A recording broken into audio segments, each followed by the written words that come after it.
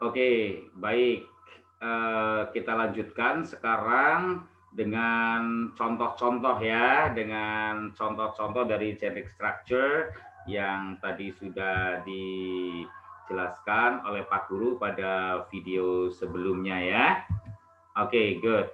Thank you. Look, tadi kalian sudah menyimak ini bahwasanya generic structure dari sebuah text report adalah general classification dengan description ya. Sekarang kita mana general classification sih? Kita mulai dari teks yang pertama. General classification ini contohnya adalah pada teks supermoon ini ya. Jadi supermoon is when the moon appears large and this happen when the moon come closer to the earth than normal. Paragraf 1 ini dan seterusnya itu adalah general classification atau batasan atau limitation atau definition itu ya. Oke, good. Thank you. Atau definisi ya. Ya, berikutnya lagi tsunami itu ya. Tsunami is a series of water waves caused by the displacement of a large volume of body of water. Oke, dan seterusnya paragraf 1 ya. Sedangkan paragraf 2, paragraf 3 adalah menjelaskan hal yang berbeda lagi. Jadi general classification ada di paragraf pertama. Oke, contohnya lagi tornadoes. Itu semuanya ada berapa ini? Semuanya ada tornado ini ya bentuknya ya. Ini bentuknya tornado semuanya ada 1, 2, 3, 4, 5 paragraf gitu ya. Oke, paragraf 1 itu adalah general classification-nya. Jadi tornadoes are known as one of the most damaging disasters. Tornado adalah atau dikenal unknown as dikenal sebagai disaster, sebagai bencana the most damaging, paling merusak ya. Jadi sebagai satu bencana yang paling merusak. Oke, what is the description of tornadoes? Nah, deskripsi gimana? A tornado is a very powerful column of winds which spirals around a center of a low atmospheric pressure. Jadi tornado adalah merupakan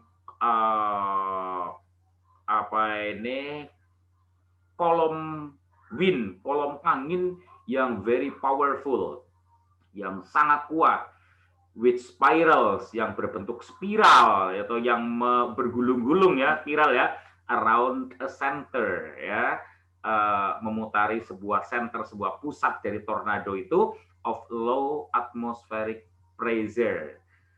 Senternya dari apa? Senternya ternyata adalah merupakan atmosfer yang bertekanan rendah. A tornado will look like a large black funnel, which hang down from a storm cloud. Jadi tornado berbentuk seperti funnel seperti saluran, seperti pipa ya.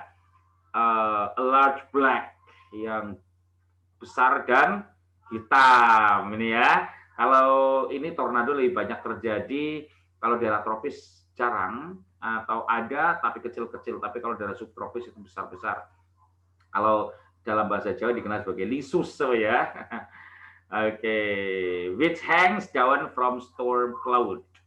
Di mana itu biasanya hang down ya, seperti gantung dari sebuah storm cloud, dari sebuah awan yang storm. Awan itu isinya badai ya. Jadi badainya di atas sana. Nah, ini adalah merupakan sebuah definition. Kemudian itu paragraf 1 ya. Kemudian paragraf 2, the tornado derived from the Latin tornare, gitu kan. Itu adalah description of name, mendeskripsikan tentang nama atau asal-usul nama tornado. Ternyata dari bahasa Latin ya, terus Spanyolnya bagaimana dan seterusnya itu ya.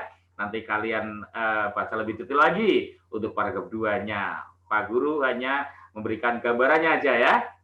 Kemudian paragraf 3-nya itu deskripsi yang pertama ya, deskripsi tentang nama ya kan, asal usul nama. Paragraf ketiganya, the winds inside the twister can spin around at speed up at 500 miles an hour. Wah, ini ternyata deskripsi yang nomor 2 ini pada paragraf 3 adalah merupakan isinya apa sih, kecepatannya berapa angin itu, gitu ya. Right, deskripsi tentang isi dari tornado dan kecepatan dari tornado, gitu kan? Itu pada paragraf 3 atau deskripsi 2. Oke, right. Paragraf keempat, the average tornado has a diameter of about. Nah, ini adalah ukurannya, diameternya, ya kan? Diameternya berapa yards. Nah, nanti untuk yards itu berapa meter, 1 yards, gitu ya. Nanti kalian lihat googling sendiri ya. 1 yard berapa meter, nanti kamu bisa memperkirakan 200 hingga 300 yard. Itu adalah ukuran.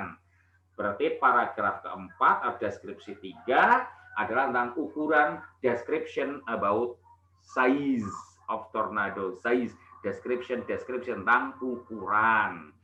Kemudian paragraf kelima atau paragraf terakhir.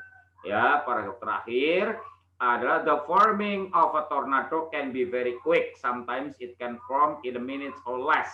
Oh, a tornado can travel across ground at bla bla bla bla. Ini adalah description tentang forming, pembentukan. Ya, bagaimana tornado itu terbentuk. Oh, ternyata can be very quick, bisa sangat cepat. Sometimes it can form in a minute or less. Kadang ini terbentuk dalam waktu 1 menit atau bahkan kurang dari 1 menit. Nah, dan seterusnya adalah apa ini jangkauannya berapa itu? Ada yang 15 mil, ada yang 100 mil dan seterusnya. Itu adalah